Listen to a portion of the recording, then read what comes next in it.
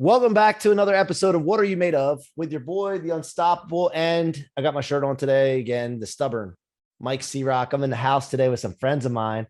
And before I go into introducing them, let me just tell you about stubborn real quick, because stubborn can be a good thing if it's on the right thing.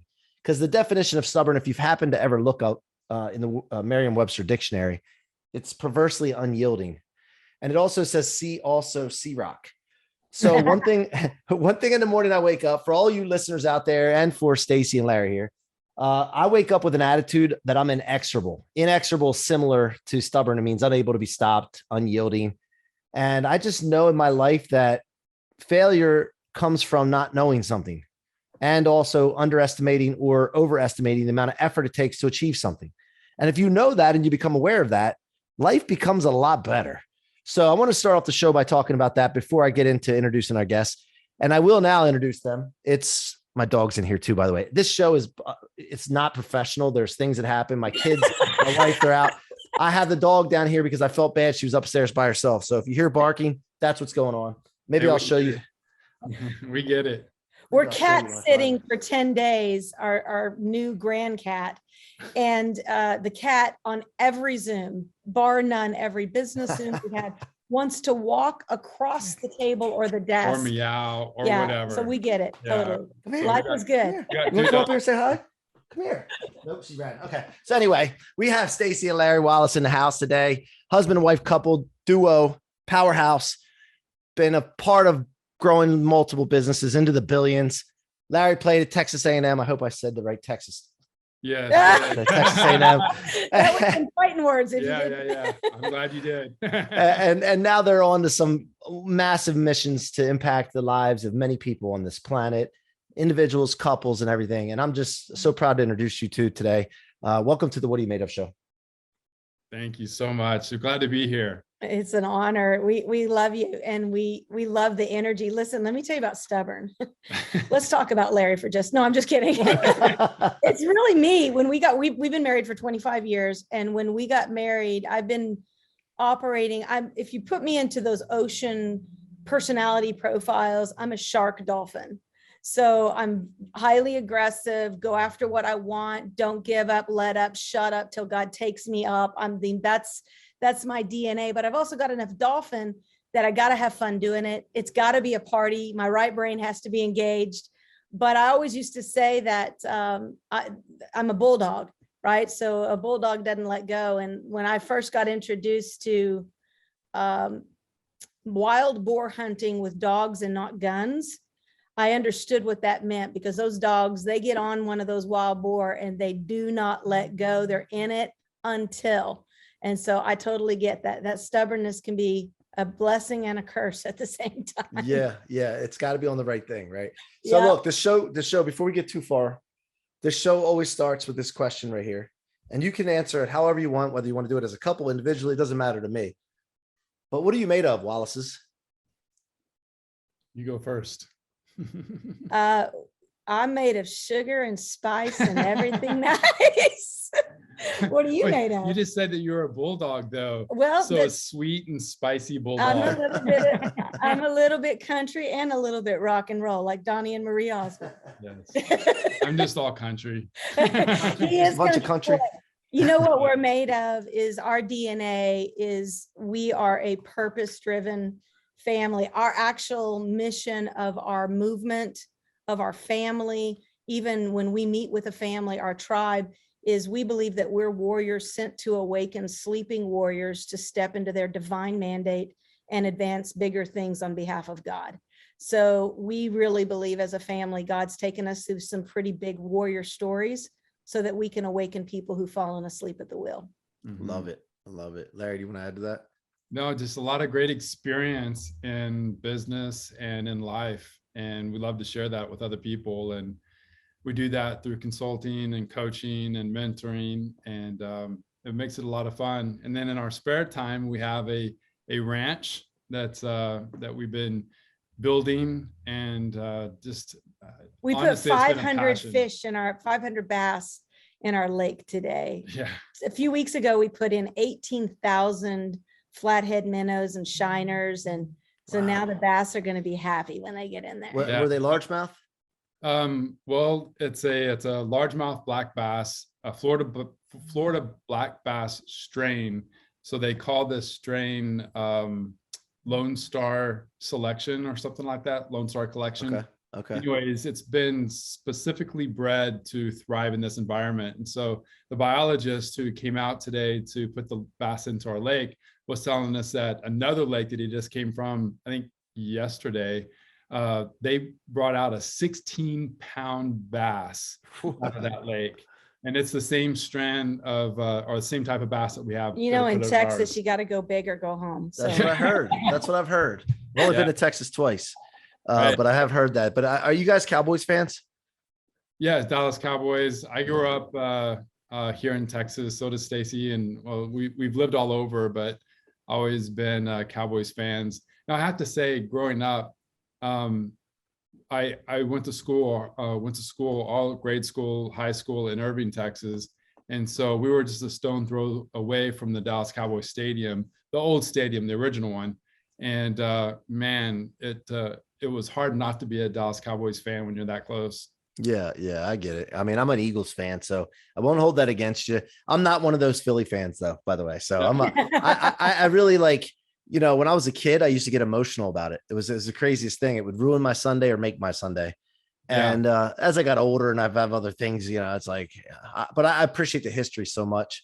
And I've gotten to hang out with, you know, NFL players now, and it's just such a cool thing from watching it as a kid to being able to hang. I was actually just last week. Do you remember Ricky Sanders and Gary Clark from the Posse of the Redskins? Yeah. So they were hanging out at this charity event. I guess Gary was sitting at my table. Yeah. And then Ricky came over and I got to take a picture with the two of them and be Art Monk for the night. So it was like me, those two, and I was Art Monk right in the middle. So, but yeah, it's good stuff, man. So what position did you play in football? Defensive end. Yeah. Okay. I played from 1989 to 1993.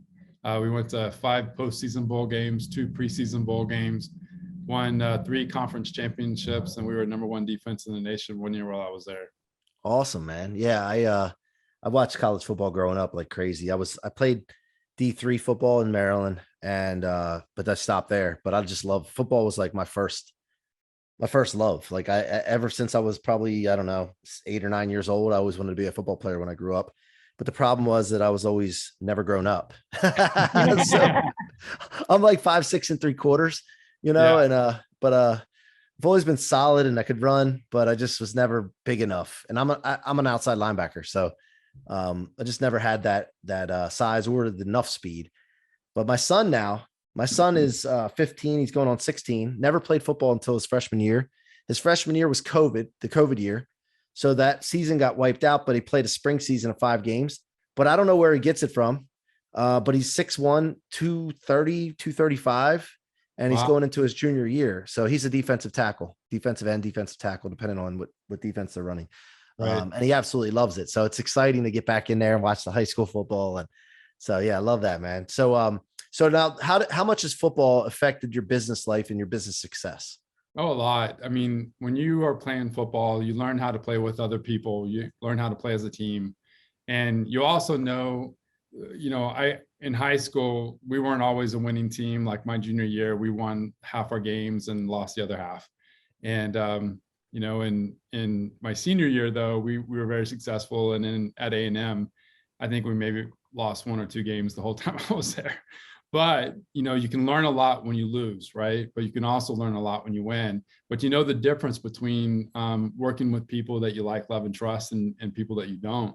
And then you also learn the importance of team chemistry. And so all of those things, you know, you can learn as an athlete, but it also translates into the working world as well, because you got to learn to work with the guy next to you. And really, Larry, that is his, if I could say his sweet spot or his zone of genius, is he's run operations for some really big telecom companies and corporations, and now running operations for us. He's the glue without question. He makes an amazing COO of companies, because he's really good at looking at operations, infrastructure, but then really making sure that the team has what they need to operate at their highest level. And so from building the companies that we've built together, it has been really, I mean, I'm out there, I'm aggressive, I'm grinding it out, I'm sales, marketing, vision. And he is the guy that puts it together, that makes it happen and keeps the team like glue stuck together. I think that comes from his being a great captain and just being high level in the football arena. Yeah, it was great. 100%. So how big a difference is it for a COO for a company that's doing like, 10 million to 50 million versus someone that's doing hundreds of millions? I mean, functionally, the amount, it all depends. Yeah. But if you have a good team working for you or not. And the thing is like when you're scaling a company, and we're really great at startups, like every company that she was mentioning were companies that we are part of from the very beginning. And then, scaling it up from, 1 or 2 employees up to hundreds of employees. And there's a big difference in the life cycle of a company as you grow the company, and there's different stages of the company. And I have to say, from a personal level, I don't like the big companies. And the reason being is because when the company is small, there's actually a characteristic, there's family values, there's things that you can control a lot, a culture. You have to really be on culture can get away from you the bigger you get. Yeah. And we learned that early on. Now we build culture, right? Now we built that into the beginning of the infrastructure, have people every Monday. We do our team huddle. We are everything that we do, we're very faith-based. So we do a time on Monday mornings where we just bring everybody together to find out, what do you need this week? How's your family doing? How are your kids doing? Can we pray together with you before we hit go on all the things we know we got to accomplish? Is there anything you need? Well, that's culture. That's putting people before the bottom line or before the P&L statement. At the end of the week, we do our team huddle. How'd you do this week? How'd you hit your numbers? What do you need from us? And that's a lot easier when your team is under 50 than it is when it's over 50, because you really have to ingrain leadership and make sure that all of your core leaders throughout your infrastructure are doing that in their departments. Also makes a difference too on the type of team that you're building together. So sometimes if we've built companies where all of the initial startup revenue came from internal, like we finance the company, or friends and family finance the company. But when you start bringing in VCs, outside. Carl Icahn. Yeah, Carl Icahn was one of our investors. It changes very quickly when you bring in that heavy weighted outside financial source. You've got to really make sure if you're going to be a core value driven company, you got to really make sure you bring in core value driven money. And Carl, as everybody knows, is brilliant. I mean, he's brilliant, but he's also ruthless. And that's what makes him brilliant in what he does. He either comes to build your business up or chop it apart. And you can learn really quickly that if the value of that original DNA of that company, actually Mary Kay Corporation went through this, which is mostly all women. And when Mary Kay was alive, she had such a passion for the vision of inspiring women. Of course, this goes way back when women didn't have opportunities they have today, but inspiring women to be a voice, to be a leader, to have godly values, to stand up for what they believe in. And then when Mary Kay passed away, it was very difficult. They almost lost the company because the culture wasn't at the forefront. In fact, it was some family members and a bunch of men that came in and took over the company. And so what happened was they had to really work hard to bring the culture of the values back to the forefront. And really that's what put Mary Kay back on the map as a company and really helped them soar. So yeah, it's different. I love growth. I love scale. That's why we teach startup to scale, but we also love scale to sale.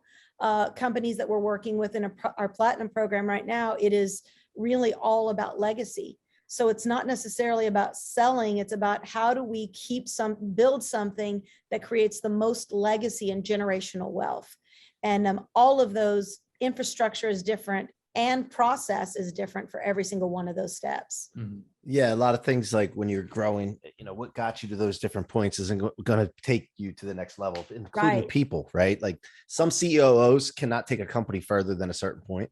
CEOs, the same thing, So I really want to be in a situation, and I'm working towards that, where I can handle anything.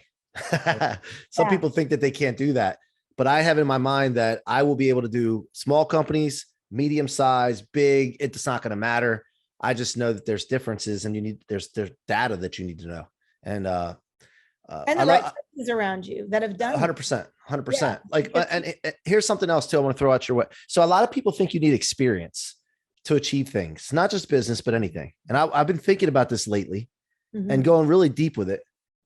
And the reason that they say you need experience is because when you have experience, you gather knowledge, you gather data, right?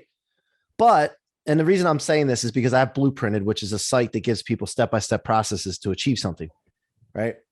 But if you have the data and somebody gives you the step-by-step process, you don't really need experience. And case in point, there was a guy that just landed a plane when the pilot, I think it was a Cessna, they were in a plane, the pilot passed out. You heard the story? Yep. He was given the data to land the plane, and he did. So not that you'd want to do that, but the fact of the matter is it's all around knowledge and data. Right.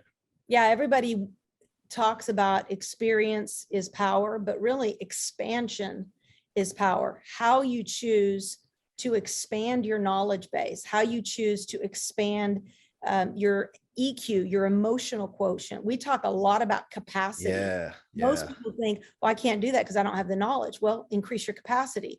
Well, but I can't take on one more thing. Actually, you can. You just keep telling yourself, I'm overwhelmed. I can't take on one more thing. This is too much. But history is like an F word around our house. Yeah. Anybody who uses overwhelmed, they get pounced on like that. Yeah. We like just believe expansion, the belief in expansion, that you can do anything. Yep. You believe, then that just means you may not have the knowledge. You may not, I mean, if I wanted to be a doctor and a brain surgeon, I'd have to apply myself. I'd have to expand my knowledge. So expansion is the gateway to what I believe is miracle outcomes in your life. You've got to be willing to go where you've never been and do some things maybe you've never done. Yeah. And let's talk about intention and how intention leads to performance, leads to fulfillment, and how intention's tied to emotion. Right. Because like if I was talking to my team about this week, if they get up in the morning and they're like, I don't want to get out of bed. Well, that's an intention. I don't want to get out of bed. And that intention is plotted somewhere on an emotion. That could be a boredom. That could be a cowardice, like a fearful emotion, or versus me when I get like, pop, let's go, hop out of bed. Let's go. I'm going to crush this day. And I get this thing lately. I don't know where this comes from, but I've been getting this thing in my mind. Like, I got to hit a home run today. And that puts me in an exhilaration and excitement emotion. So paying attention to where your intentions that you have would sit with a certain emotion can lead you to, if you're intentional about that with your intentions, can lead you to basically a pathway to whatever you want, right? How you perceive every single day. We always say there's two things that will determine what you get out of today. Number one, the rooms you're in, and number two, the people you associate with most. So the reason for that is because that dictates the voices that you're listening to. So if you are your own worst critic, if you're your own worst enemy, and you wake up every morning, it's like, man, I can't believe today I've got this and I've got that. You better shift the voices. You better double down on energy production, because that's an energy demanding voice. We do something called the sweet spot audit, and it's, the SWOT analysis, strengths, weaknesses, opportunities, and threats. But we do something even deeper. That's for the corporate infrastructure.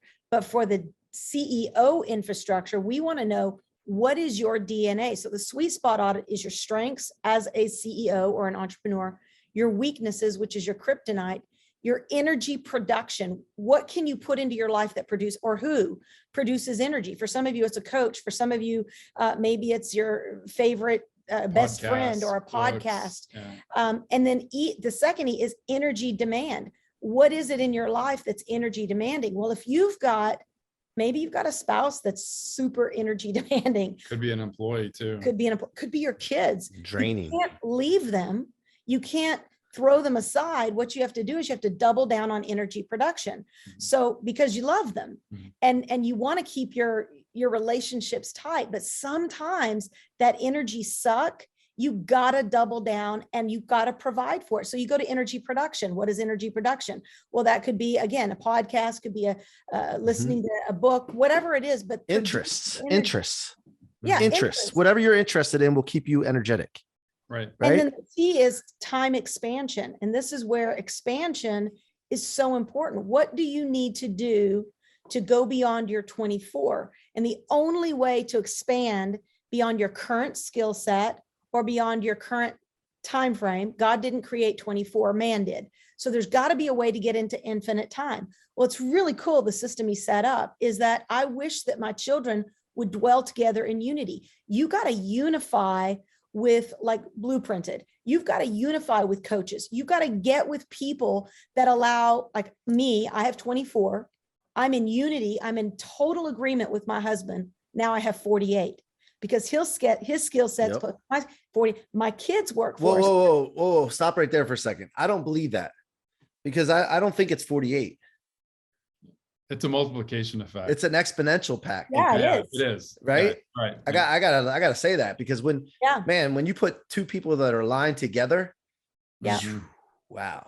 Yeah, it's like atomic. I mean, it's powerful. When our son, October of last year, who's a very successful real estate investment broker, he's just he's 22.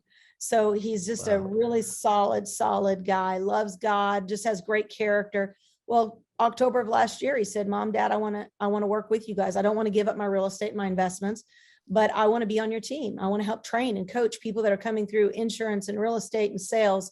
And so add his 22 years and his energy and his youth, boom, another expansion. And then my daughter this year said, I'd like to come in and I'd like to run your HubSpot. She's a HubSpot specialist. So good for her. But you see how that ripple effect, the expansion that takes place, let alone the other team members. That's why it's so important to not be an island. And you got to make sure that people are doing their strengths and getting help with their weaknesses, right? Either they build up on their weaknesses or get somebody else to guide them there. Like, no, I love that. And then you mentioned audit. So like, it's not just being in the right rooms and all that. It's also the assessing yourself and your performance. And I think the more often you can assess, the quicker you can fix.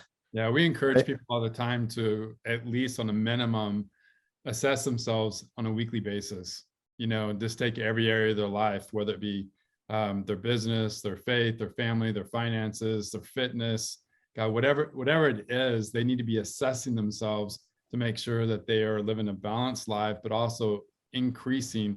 Staci has a talk on TED Talk about the 1% method, increasing 1%. And so we really encourage people, look at those areas of your life, and especially the weaker areas. What can you do today to increase at least 1% better than you were yesterday? And it makes a huge difference. And if you do that weekly, again, most people, they don't assess, so they don't measure or monitor. If you're not just looking at the end of the week and go, what did we do great this week? What could we do better next week? Otherwise, you hit this plateaus where you're not making any progress or movement or expansion. But if you just do that, even something as simple as, what could I do better tomorrow? 1% better in the area of family relationships. Well, maybe it's something as simple as, I'm going to come home for dinner every day this week. I'm going to have dinner with my family. Or maybe it's even more simple. Maybe it's, I'm going to be intentional. I'm going to look my kids in the eye. I'm not going to be on my phone.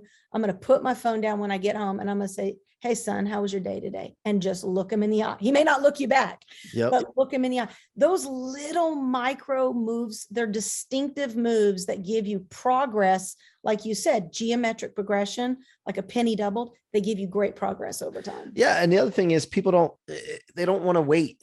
Everybody wants things now. And if it takes time, it's compounded, like, doing that little one move.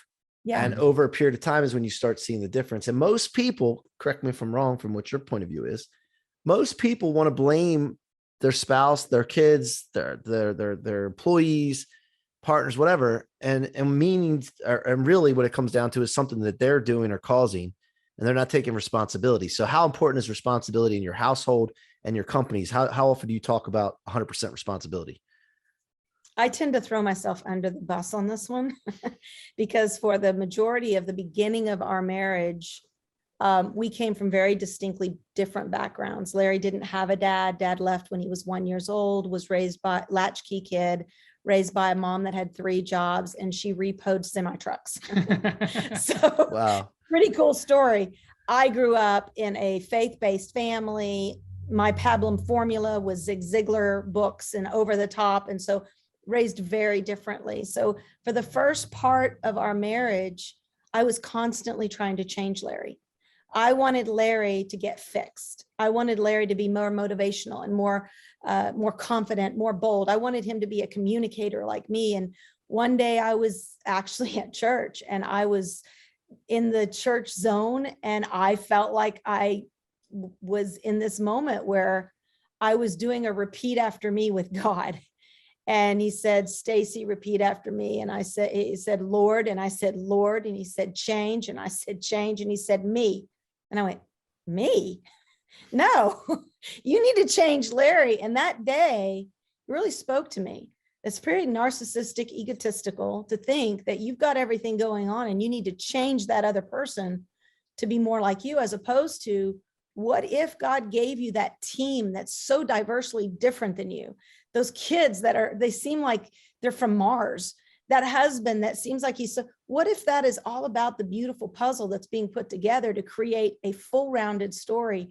And so I began to realize that I didn't need to change him. I needed to seek to understand him and not be understood.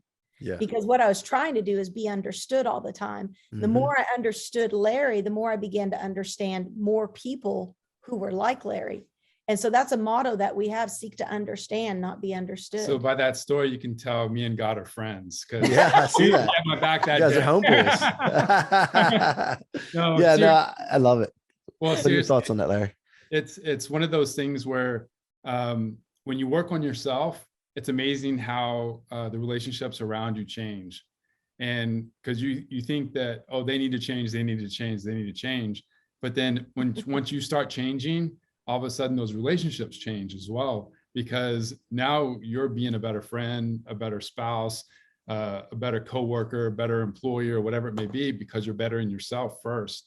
And sometimes, to go back to what you were saying a minute ago about when you have a relationship that's damaged and, you need to get back into good graces in that relationship. And so you start doing the things that you're supposed to do, or you should have done all along in order to mend that relationship. Well, we call it emotional bank account, because either you're making deposits or you're making withdrawals. Mm-hmm. And so sometimes when that bank account is overdrawn or bankrupt, it takes a lot of deposits in order to get that back into the black, so to speak. Building trust and everything. Yeah. Building trust back up. And so it just takes time, and it's a long game. And so that's one of the things that we really teach people, is that it's not, and our kids, you can't expect an overnight change when there's been years of challenges. You need to start making that, like what we were talking about a second ago, 1% progress every day. Whatever you got to do, 1% better every day.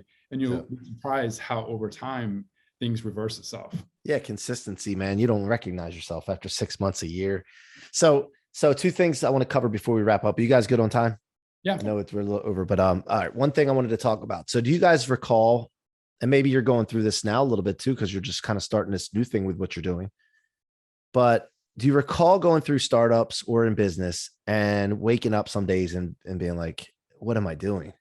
Or is this going to work? Are we on the right thing? Like the right track? Like, man, and just doubt creeps in, and then you're not sure. And then you push through and you're like, wow, I'm glad I didn't quit. Because you get some, oh my gosh, just keep going. Just described every homeschool mom on the planet. Yeah. We've had this conversation at least 1,000 times. Yeah. We were having a conversation about our business yesterday, and Staci was questioning, because Staci's amazing at this, because she'll question everything. Yeah. So it's like, go back to what she was just saying with our homeschooling. We made a decision to homeschool our kids a number of years ago, and it's like every day she was like, are we ruining our kids? Am I messing up? My son, his senior year, he read 24 leadership development books. Not a one of them was on the school system's recommended books. And you you're taking a risk because we knew we don't want them to learn the box. We want them to think outside of the box. Yeah. But you've got that question. Is this going to be okay? Is this going to end up okay? Yeah. Because 100%. Yeah. that maybe other people haven't taken. Same thing with business. If you are living on the edge, and really that's what the word entrepreneur means, one who is willing to take greater risks than another in order to produce something great. So yeah, you're going to feel sometimes like you're crazy. You're going to feel like, I think of some of the risks we've taken in a season when our kids were needing, the turning 16, turning 17, they were the biggest risk years of our life, but man, did it pay off. Mm-hmm. Yeah. So that's the thing. Like a lot of people are going through that and they don't think them, but they're by themselves and they see people's success and the journey is invisible. And so that's why I like to ask those questions for people that have had success, because it ain't nothing new and you're not by yourself out there and you just got to keep pushing.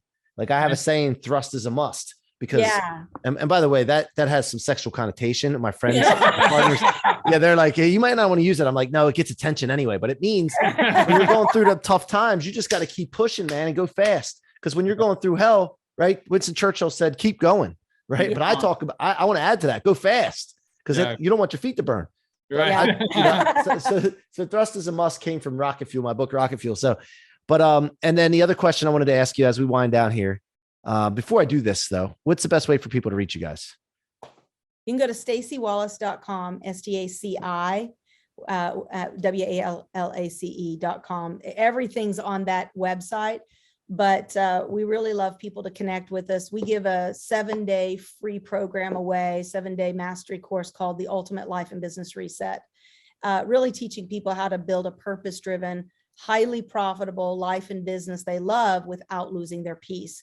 So my husband, of course, Larry, my kids, our team, our staff, we're fully invested in that. And people can register for that at FBFmastery.com. FBF stands for Fuel by Fire. Challenge.com. FBFchallenge.com. Yeah. Yes. All right, cool. FBFchallenge.com. Yeah. And that previous topic, like I just finished a Wharton School online course for how to build a unicorn. And as I was going through it, I just wanted to make sure, because I'm in 2 tech startups now involved with Larry. I don't know if Staci told you, but we're doing this thing called Project 10K, and my partner is leading the way. It's his vision, and it's to build, scale, and sell 10,000 tech companies in the next 10 years. Wow. And I just want to make sure that I know that and have the data that I need, because there's always insecurities that'll creep in, and insecurity, the answer to insecurity is knowledge in that topic. So I took this course, and I'm sitting there realizing I did learn some things, but I was like, wow, I know a lot more than I think I do. Right. And so when we were talking that previous topic about, am I doing the right thing? Is it going to work? Like, what are we doing? You just got to realize that confidence thing kicks in. Like, I know what I'm doing. Like, you guys have had experience and you're going through another business venture now. And you're like, we did this other stuff. We got this, right? Am I right with that? Yeah. Yeah. The power of history. And we always say, if you've got negative stuff in your history was designed, your background, even if it's painful trauma. We obviously have a nonprofit where we rescue women and girls that have gone through great trauma, trafficking, abuse, molestation, all kinds of stuff. But a lot of people get stuck in the failures. They get stuck in the trauma, but it's not been done to you. It's actually a gift for you to be able to build upon. So it's information that should be leading you into transformation. Transformation should be a season that takes you into monetization. Monetization is the setup for duplication and legacy. And so if you get hung in one of those quadrants, you never experience generational wealth because you're still stuck in the rearview mirror. So again, failure is not bad. It's just if it sticks to you and you stick in it, then it's going to keep you from progress. Right. Well, here's the final topic. So right now, more than ever, I think it keeps getting like more and more needed. We need the country to turn back towards God. I'm an unapologetically believer in Christ. And I've seen too much not to. I didn't need to see before, I believe, but it's just compounded, right? Mm-hmm. And what do you guys think it's going to take for people to really open their eyes and wake up? Because I know that if you read your Bible, if you read, you know, I can't think of the word all of a sudden. When you read your like a segment and then you read a verse, what's it called? A devotion. Yeah, I read 3 a day. I don't do one. Most people do one if they do any at all. I got to do 3 because I'm like, I just got to do more, make sure. But to get people to start doing that and realizing that when you do that, it works. Yeah. Like, what do you, to me, like you see when something like happens, what happened in Texas, what happened in Buffalo, like people always go to the wrong target. I don't want to use the word target. They go to the wrong blame. They blame the wrong thing. Yeah. Right. Yeah, they blame guns, or they blame a political party, or they blame, doesn't matter, both sides. And the problem is we have a human issue. We don't have a gun issue. We don't have a political issue. We don't have a presidential issue. I mean, all these, both sides pointing to the wrong. And it's almost like, remember that show Up when it was like squirrel? Yeah. That's what it is. It's a distraction away from the real issue. And the issue is we are a sinful people. We got issues that need to be dealt with. We've got mental health issues. We've got godlessness issues. And when you think about it, the solution is a scripture that says, if my people who are called by my name, not everybody is like you, a believer, but man, now more than ever, if you call yourself a kingdom entrepreneur, a faith-based leader, now more than ever, he said, if my people who are called by my name, the ones that do say, I'm aligned with you, will humble themselves.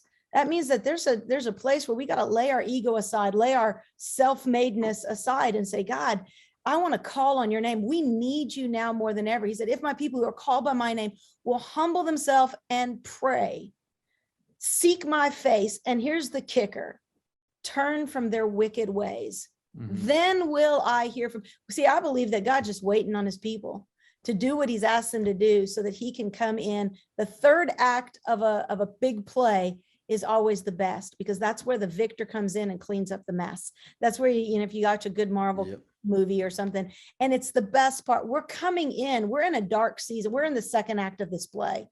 It's dark right now, but I believe with the right unity, with the right focus, we're going to see the big ending to this, and it's going to be victorious. So there's good and evil out there, right? And there's an agenda that is targeted at our kids. And that agenda happens to be happening through the education that they're being provided. And so if you're not involved in your kids' education, then you're making a huge mistake, because you're basically handing your kid's future, you're putting it into the hands of someone that you don't even know, that you have no relationship with. And and if you're not paying attention to what's being taught in those textbooks, it is pretty crazy. And so that's one of the reasons why we took our kids out of school a number of years ago, because we started seeing what they were being taught in school. We were involved, we were paying attention, and it became alarming to us that we didn't want our kids to be raised that way. We wanted to have our kids have a biblical worldview, not a worldview based off of some politician. And so that's where it really starts, and it starts with the kids. And so people really need to take more of an interest in their own children and their education and the way they're brought up. And another thing too is also teach them how to communicate. 100%. Phone, the tablets, all these technologies and stuff. They actually, some people say, oh, it's a benefit and all that kind of stuff. It's actually a disservice, because they stop communicating with each other.